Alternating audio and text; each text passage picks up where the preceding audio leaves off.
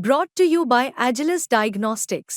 Health test की बात आती है तो मैं भरोसा करता हूँ India's largest diagnostics company Agilus diagnostics. खुद को टेस्ट करते रहो। पूर्वी दिल्ली के लक्ष्मी नगर से एक बेहद डराने वाली और घबरा देने वाली खबर सामने आई है, जहां पर एक छात्रा जो कि यूपीएससी की तैयारी कर रही थी, वो घर से दूर, उसके परिवार वालों ने उसे घर से दूर भेजा पढ़ने के लिए ताकि वो अपने सपनों को पूरा कर सके।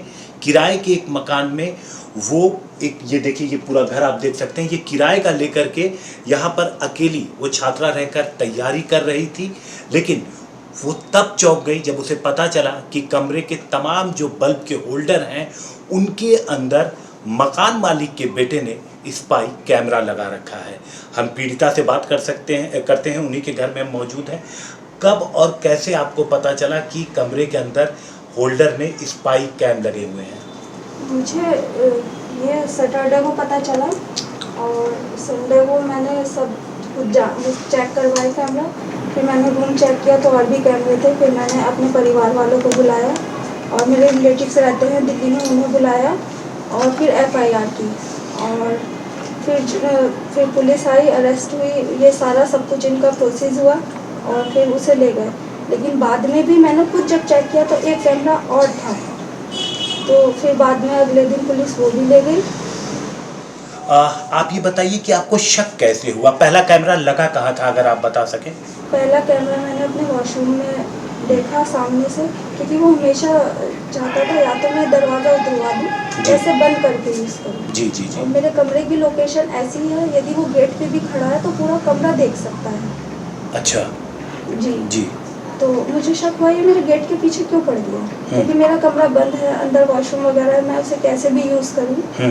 फिर मैंने एक दिन नोटिस किया, वो दरवाजे, उसका मैसेज भी आया कि वो दरवाजे उतारने वाले को ले गया, लेकिन मैं टेस्ट देने गई हुई थी मुखर्जी नगर।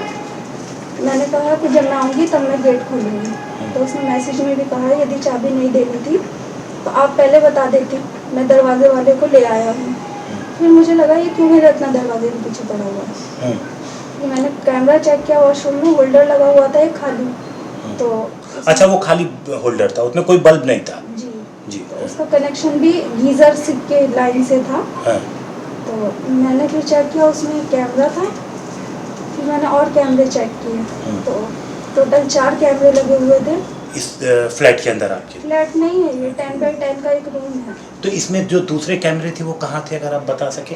एक उधर था, आप देख लीजिए चारों अच्छा, तरफ दीवारें। वो जो जगह बनी हुई है जी जी, वहाँ पर एक था, एक रॉड के ऊपर और था। एक इस तरफ जहाँ कमरे पर की 4 दीवारें होती हैं, 3 दीवारों पे कैमरा था। कमरे की 4 दीवारें होती हैं, आप ये देख सकते हैं। एक ये दीवार, यहाँ पर एक कैमरा लगा हुआ था, एक कैमरा वहाँ सामने लगा हुआ था, आप देख सकते हैं, और एक ये तीसरी दीवार के ऊपर कैमरा। 3 दीवारें हैं, इन तीनों दीवारों के ऊपर एक कैमरे लगे हुए थे और एक कैमरा वॉशरूम के अंदर लगा हुआ था। उसके बाद जब आपने पुलिस को जानकारी दी, परिवार को बताया, तो पुलिस ने क्या कार्रवाई की? पुलिस ने अपना पूरा प्रोसेस किया, माइन कैमरे उतारे, उससे मैंने उन्हें बताया क्या हुआ क्या नहीं। फिर अगला एक कैमरा अगले दिन मैंने फिर खुद ढूंढा, तो पुलिस उतार के ले गई। कैसे पता चला कि ये लगाया कौन है? क्योंकि चाबी उसे ही देती थी, वही पूरे घर का इलेक्ट्रिशियन बना करता था और बस वही इस पूरा घर देखता है। इस घर में कितने लोग रहते हैं और मकान मालिक कहाँ रहते हैं? मकान मालिक जो है सबसे ऊपर वाले फ्लोर में रहते हैं और मुझे नहीं पता कितने लोग रहते हैं क्या, क्योंकि एक दूसरे को बोलने की परमिशन भी नहीं थी।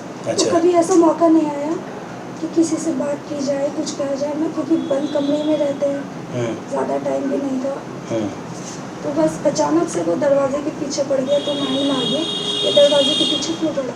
आपका व्हाट्सएप भी हैक किया था उसने? हाँ, मैं जब वो वॉशरूम के कैमरे की वीडियो बनवा के लाई, चेक करवा के लाई एक लड़के से, मैंने उसकी वीडियो बनाई, तो मैंने अपने जीजू को, बहन को भेजी और ऊपर एक लड़की रहती है उसे भेजी, तो वो डिलीट हो गया ऑटोमेटिक। उन लोगों ने पूछा मुझसे वीडियो क्यों डिलीट कर दी, तो मैंने बोला मैंने नहीं की।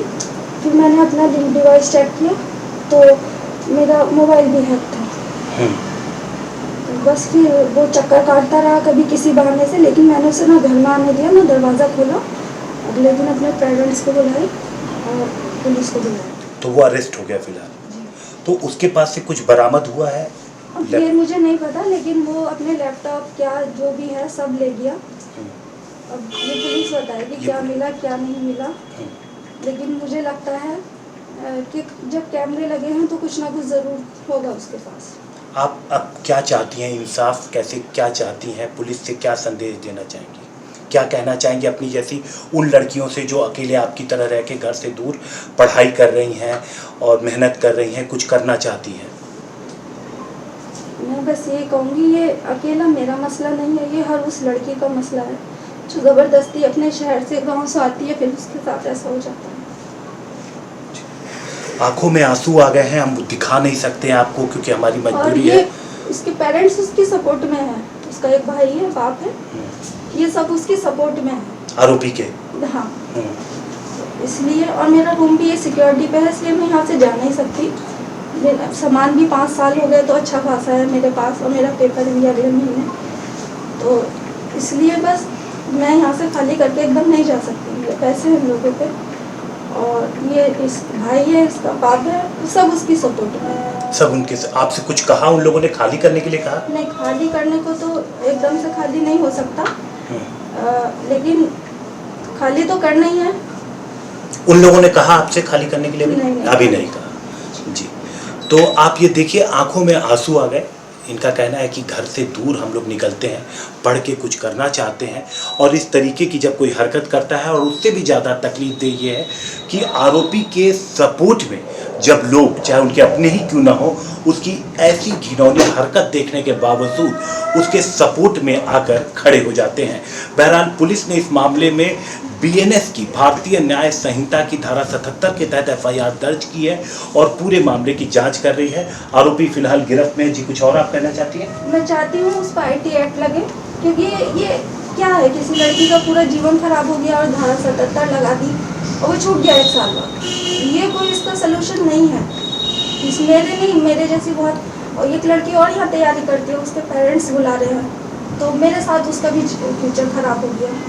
तो क्या उधर भी कैमरा लगा रखा था? नहीं, कैमरा नहीं था, लेकिन वो डर गए। डर गए। तो आप देखिए, एक लड़की जिसे कि उसके परिवार वालों ने वापस बुला लिया। अब जांच जारी है। इनका कहना है कि IT एक्ट की भी धारा होनी चाहिए, क्योंकि पूरे जीवन इस सदमे से निकल पाना इनके लिए आसान नहीं होगा। कैमरामैन रितेश मिश्रा के साथ हिमांशु मिश्रा, दिल्ली आज तक।